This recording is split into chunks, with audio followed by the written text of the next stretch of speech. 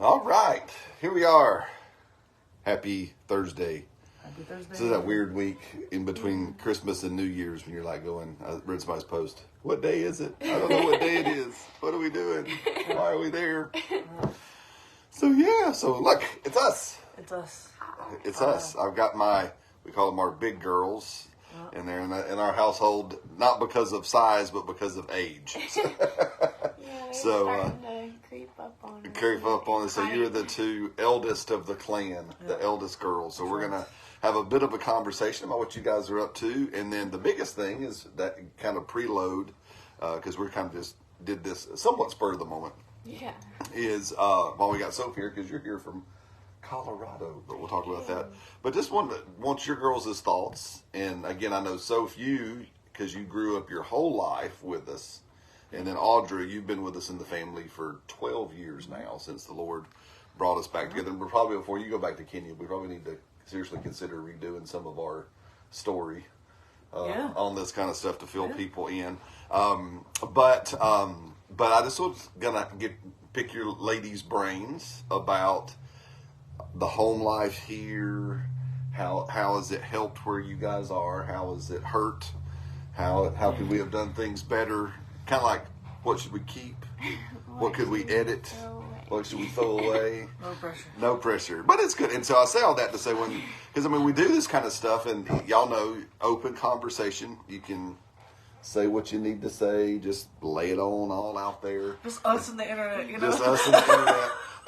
But no, just being honest. You're not going to hurt my feelings, or you're not going to hurt Selena's feelings in different stuff. But just wanted to just throw it out there just for people's benefit, because sometimes, we get into family, talking about family and stuff, and it can be all the great good stuff, how awesome everything is, and it's amazing, and it's wonderful, and it's stupendous. We look like the Posies from the Mitchells versus the exactly, yeah. We watched the Mitchells versus the Machines last night, and they have the perfect family, and then, the Mitchells are supposed to be the perfect, not perfect family. Yeah.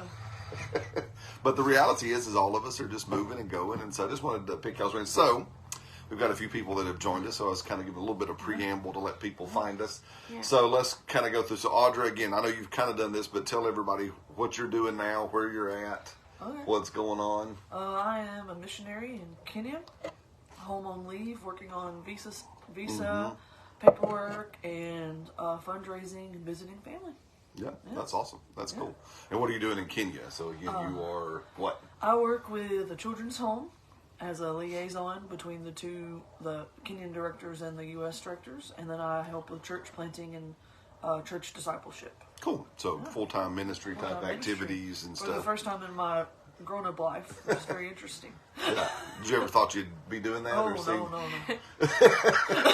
Thought you'd see yourself in full-time I've always ministry. had a job. I've always served full-time, but worked full-time. So yeah, gotcha. So like most people, like most people. So now I'm like, what do you do with your life? I just work for Jesus now. That's awesome. And so, where are you?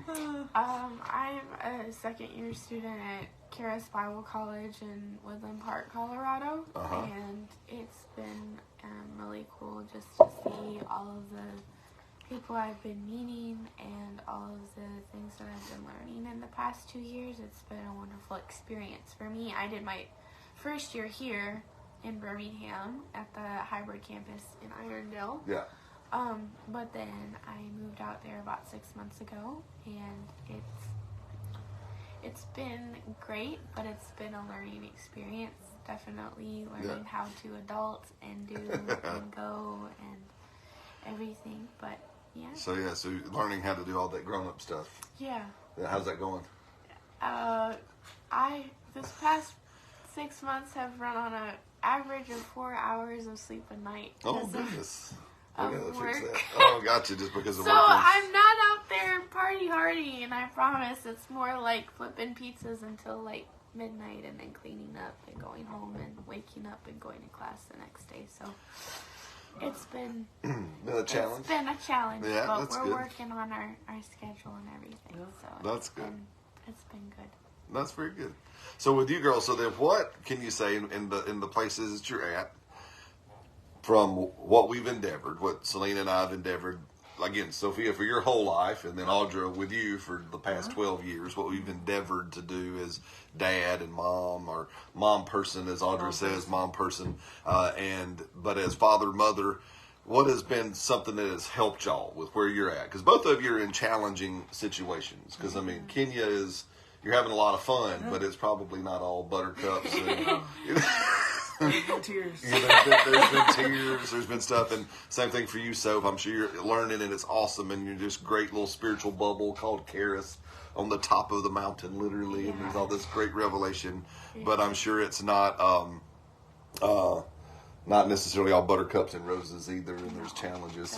So from what you picked up while you were with us on what is something that we did, and again, whether we did this intentionally or whether this is one of those accidental things that you don't realize you're doing, what was something that has helped you, has served you well where you're at?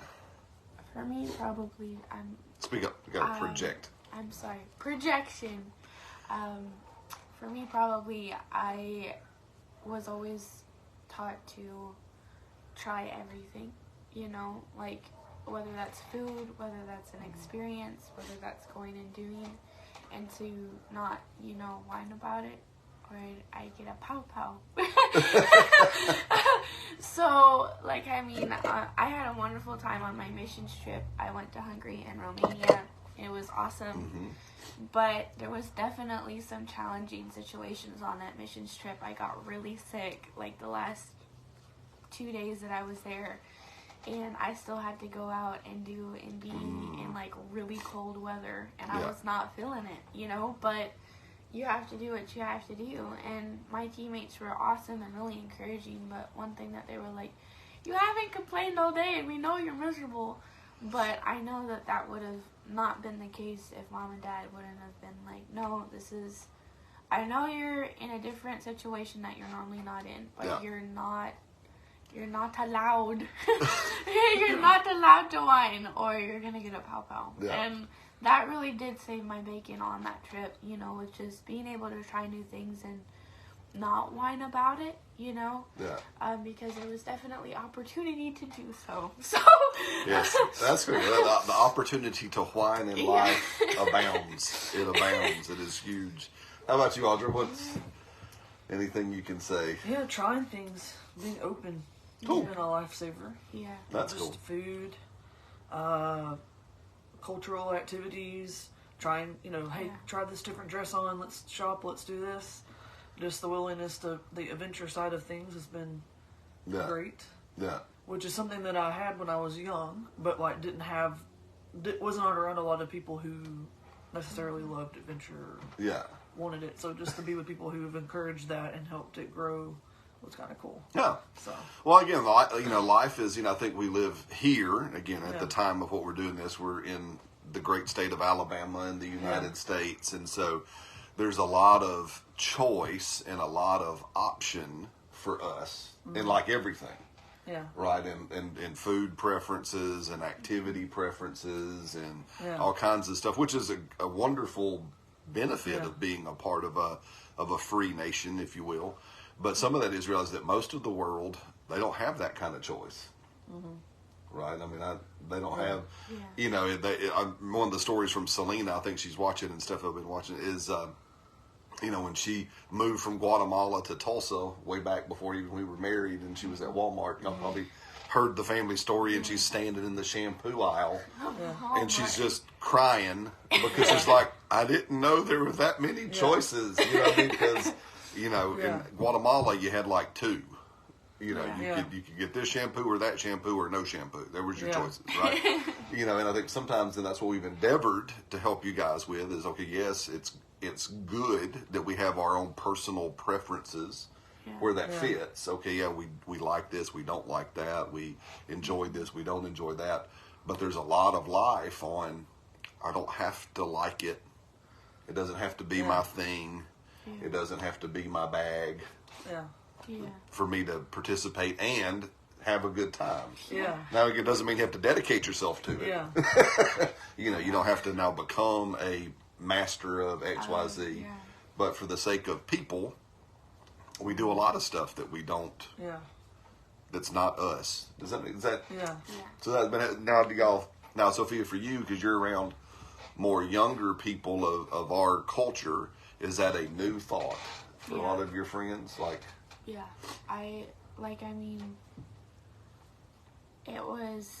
it's really different just to see, like just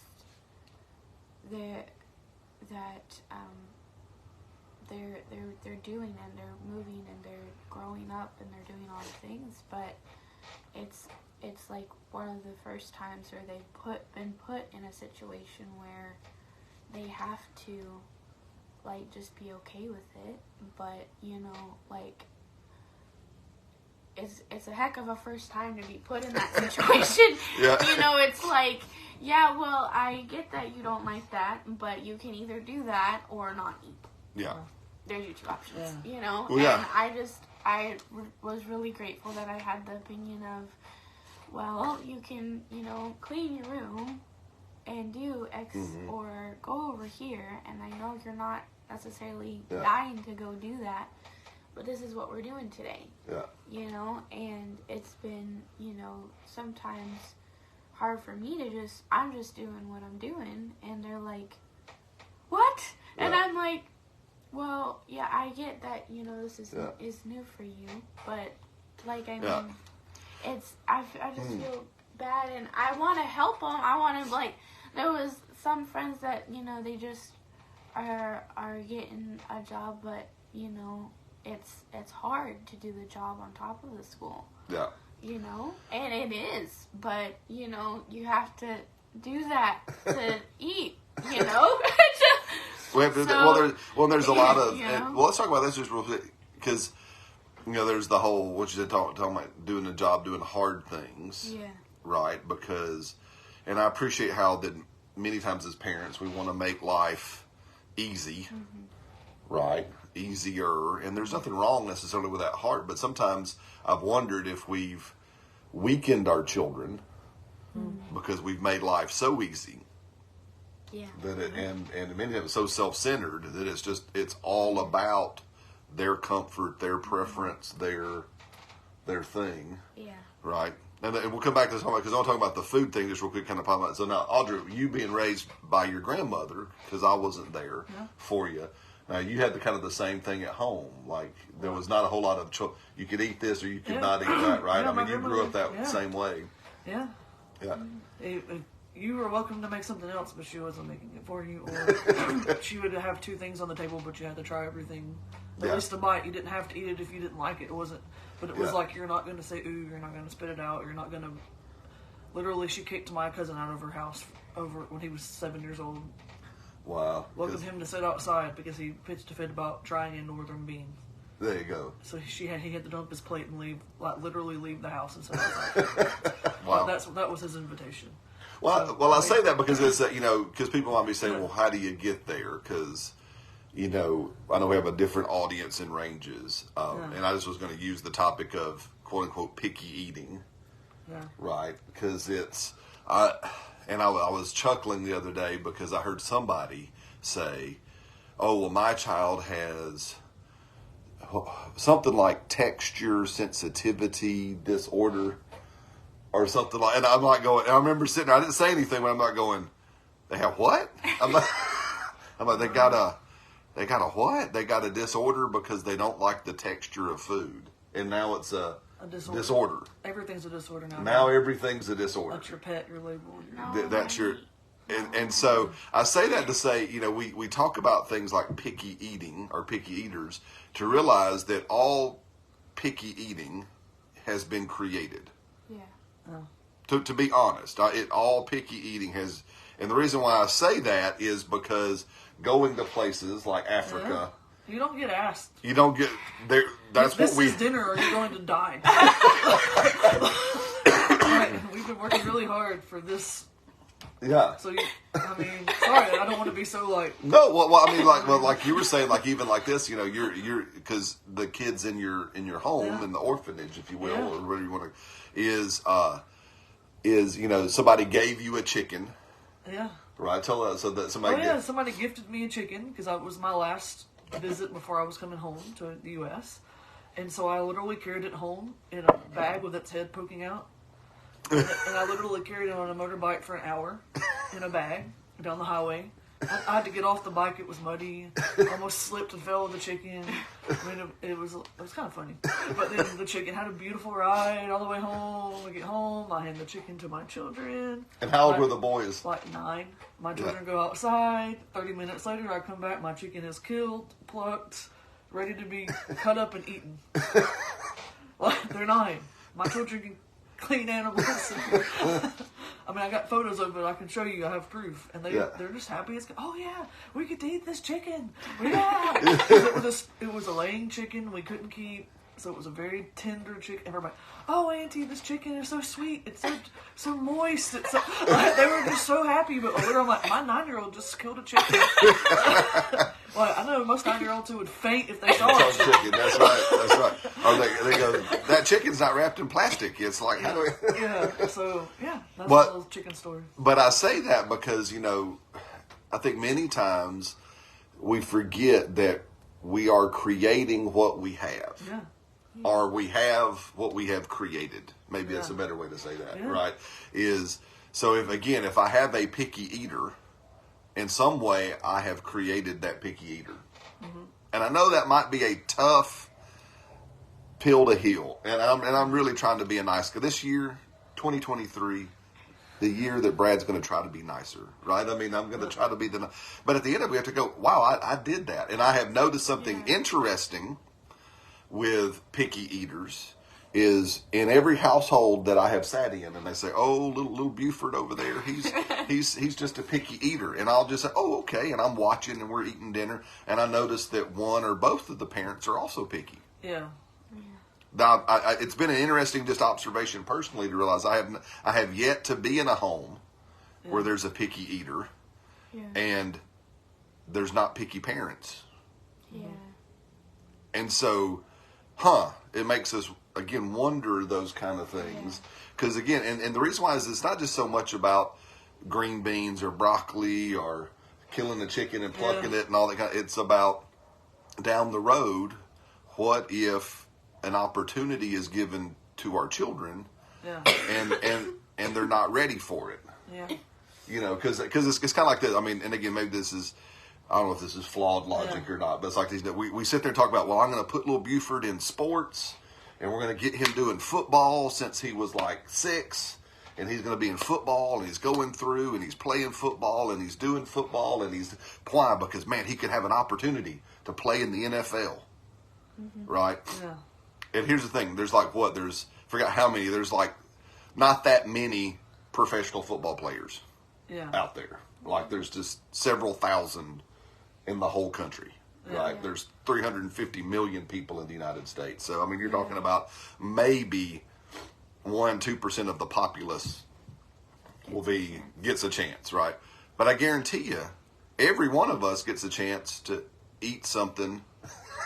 Yeah. There's 100% opportunity to eat something we don't you're like. At least eat 3 times a day. So you're going to at least eat 3 times a day, and you're like. going to be, and so it's like we prepare for these very few opportunities, these opportunities that are really quite small in percentage, and we're going to invest all this time, energy, money, effort at a 1% opportunity, and we miss the 100% opportunities of sacrificing for the benefit of another, right? Like you said, learning to work a hard challenge and to work and do school.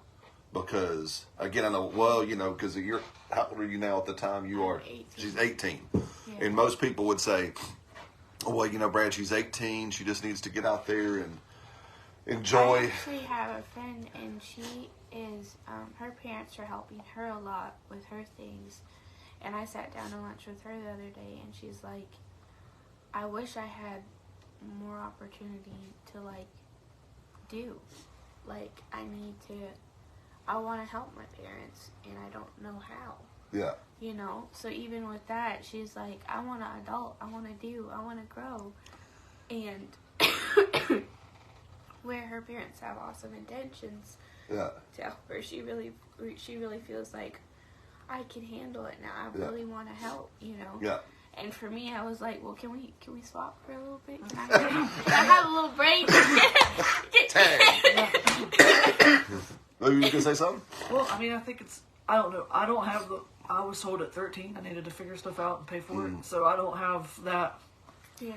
This has been different because of being a full-time missionary where I'm having to go out and ask my family. I think I would rather chew my arm off than ask people to support what you're doing. What I'm doing. But it's the Lord's put me on a different journey about like dependency. Yeah. Because I was raised to work very hard. Yeah. Because you had to. And that's a great lesson. But at the same time, it's funny because when I was in Bible school, I had people who they were I need to do this on Monday and this on Tuesday and this on Wednesday, but I'm looking for a job. I'm like, you're not employable. Yeah. Like you're not, who would hire you? I wouldn't. Yeah. Uh-huh. And like, because people don't want to, now you can be not just picky in food, but like people who are sitting at home about to be evicted. Yeah. And won't work a job. Mm-hmm.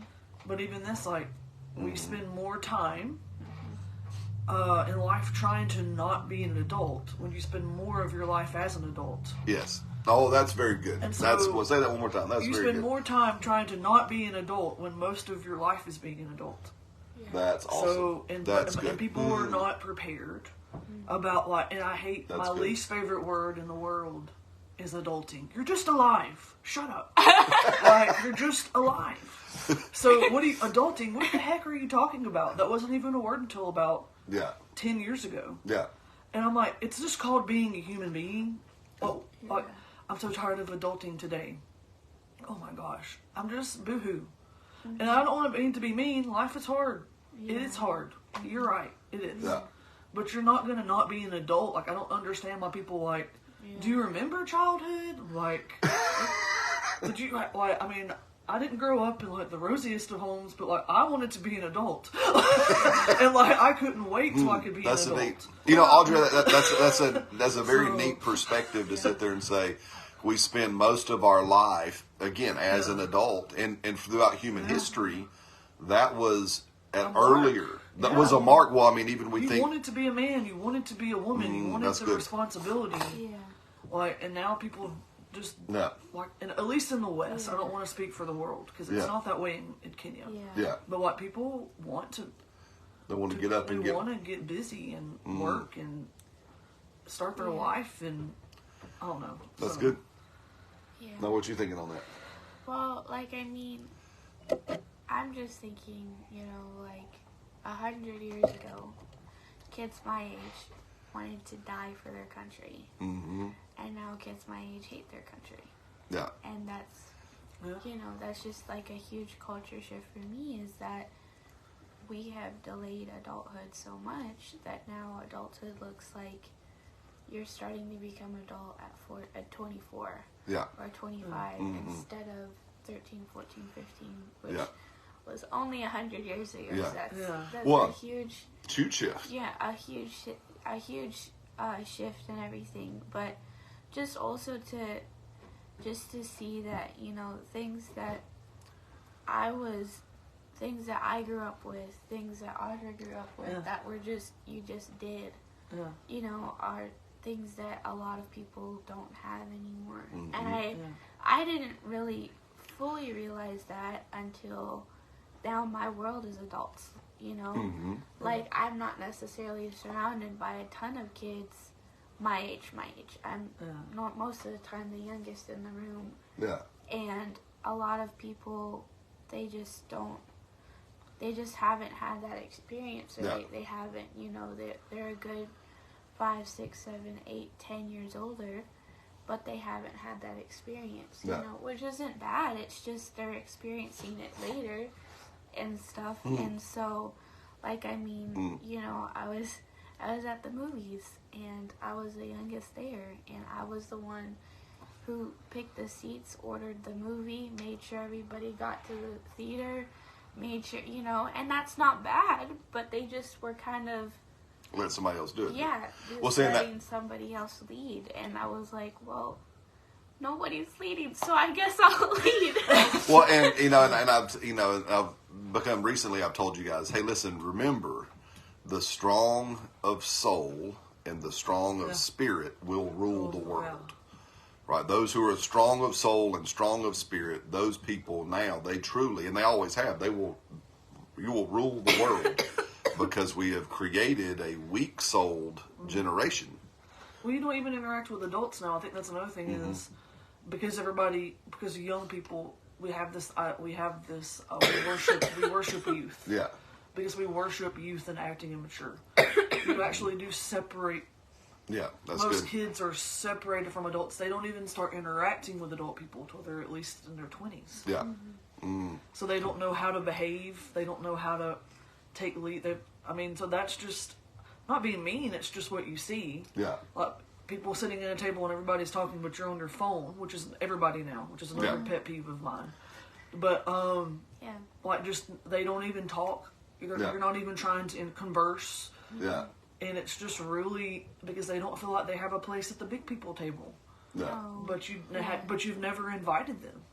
Yeah. So I don't know if that makes sense. Oh, it does. I think it's also discouraging for kids my age is that they're a kid, and then you're 18 and you get basically kind of just thrown out and you're not equipped, you're not prepared, and you're not included in the adult world. Yeah. So it's kind of this awkward stage of that's good. I'm not included at the kids' table anymore, but I'm not included at the adult Big table. And you're yet. beaten up and bloody. I just need some help.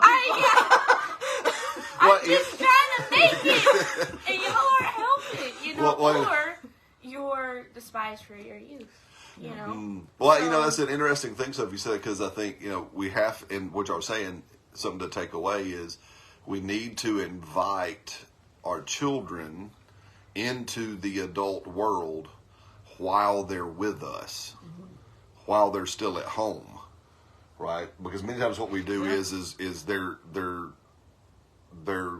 they maintain child status all the way through their time at home, and then all of a sudden, one day at some mystical number, 18, 21, whatever it is, all of a sudden, bam, I'm supposed to have pivot. All of my crap figured Boom. out right now. And now you're an adult, and now we look down on you, and now we make fun of you, now, when really you realize, well, no, we never got you ready. And now we're having an expectation of you that we never prepared you for. Because, again, we most likely were preparing you for a small percentage future. We were preparing, again, even when we think... shooting for the aspirin and not the target. That's a good way to say it. Yeah, we're shooting for a baby aspirin. Again, and there'll be a few people that will make pro XYZ status, whether that's pro sports status or pro... what goes with pro entertainment status. That's a small percentage of people. Or pro academic status. Or pro... There'll be a small percentage of people who will make that. I just need to know how to do taxes. That's my one request. I did not need to know where the mitochondria was. I need to know how to do taxes. Gotcha. So,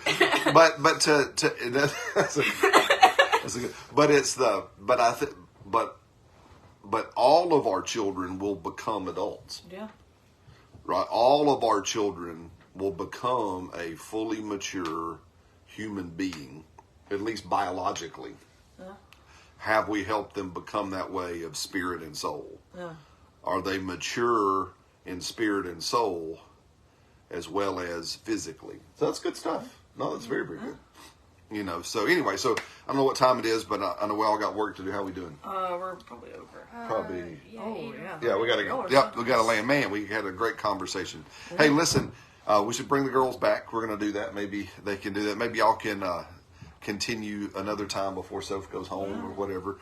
But we love you guys. Thanks for being a part of our conversation and our online family.